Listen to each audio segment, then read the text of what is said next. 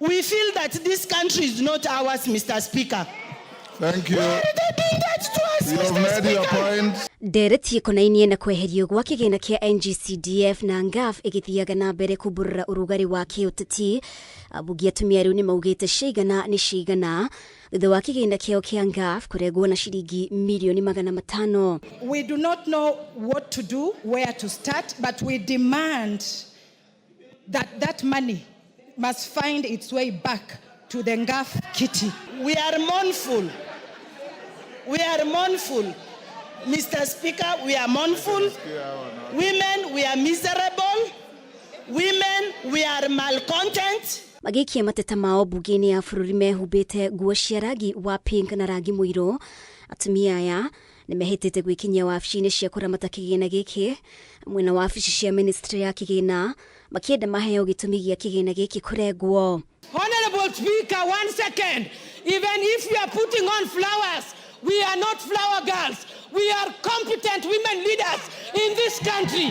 We want money and we want 1 billion. Honorable Speaker, we have been decent and polite for the last 2 years. It seems that has not worked for us. Honorable Speaker, this afternoon we are requesting you to humbly indulge us because we have decided we are going to now start using our legs. From here, we are exiting the chamber to the National Government Affirmative Action Fund, and then we go to the Treasury Office to follow up on where our money went. Amwe ya abunge arume ni monekanire gukumithia kurengwo gwa kigina giki.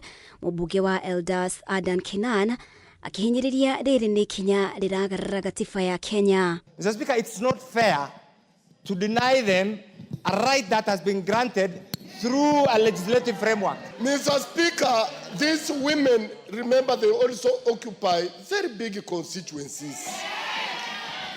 I honestly and kindly request you, Mr. Speaker, to stop the debate and give order to the person who deducted their money to return that money immediately. Ona gukiri uguo muikariri wa kamiti ya budget bunge-ini Samuel Atandi yeranire kuhuthira icunjĩ cia keri na gatatu cia wiyathi na wihandi wa gatiba gutigirira ministry ya kigina ni yacokia mbeca ici no ni ateteire na kuga uyu ni undu wahitukirio itene-ini ria mubunge wa Kiharu Ndindi Nyoro eta muikariri wa budget. As a matter of responsibility, I'm going to convene a meeting with the National Treasury with a view to considering using Article 223 to avail resources for NGAAF. Rucio rwa kigina kia NGAAF ukionekana kwenyenyeka mwaka-ini wa kigina wa 2024-2025 kigina giki kiambite guthukirwo ciringi bilioni 3.5 na gigicoka kurengwo nginya ciringi bilioni 2.7 budget-ini ya ihinda. Whenever a woman asks for something is given. Mr. Speaker, this is not something to be debated. Which Bible are you quoting? Mr. Speaker, Genesis